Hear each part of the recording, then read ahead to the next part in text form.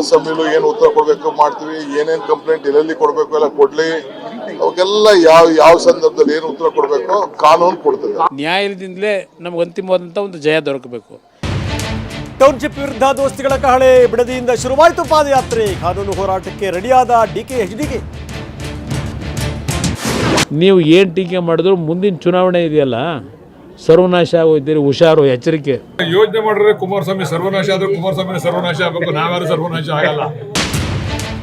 ರೈತರ ಭೂಮಿ ಕೈ ಹಾಕಿದವರು ನಾಶ ಅಂದ್ರು HDK. ಶುರು ಮಾಡಿದ್ದೆ ನೀವೇ ಸರ್ವನಾಶ ಅಂದ್ರು ಬಾಲಕೃಷ್ಣ. ಸದನದಲ್ಲಿ ಉತ್ತರ ಕೊಡ್ತೀವಿ ಅಂದ್ರು CM.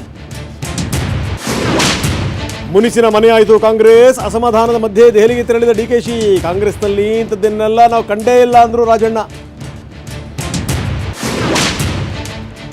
ರಾಜ್ಯ ಬಿಡಬೇಡಿ ಎಂದಿತ್ತು ಕೋರ್ಟ್. ಉಲ್ಲಂಘನೆ ಮಾಡಿ ದೆಹಲಿಗೆ ಹೋಗಿದ್ಯಾಕೆ ಅಂತ ಕೇಳ್ತು BJP. ಸಚಿವರ ರಾಜೀನಾಮೆಗೆ ಕಮಲ ಪಡೆ ಪಟ್ಟು.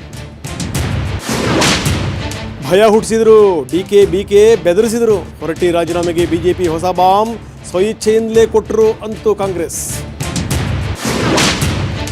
ಹೊಡಿಬೇಡಿ ಸತ್ತು ಹೋಗ್ತಾನೆ ಎಂದೇ, ದರ್ಶನ್ ತಡಿಲಿಕ್ಕೆ ನಾನು ಪ್ರಯತ್ನ ಪಟ್ಟೆ. ಪ್ರದೋಷ್ ಅರ್ಜಿಯಲ್ಲಿ ಸ್ಫೋಟಕ ಸಂಗತಿ ಉಲ್ಲೇಖ.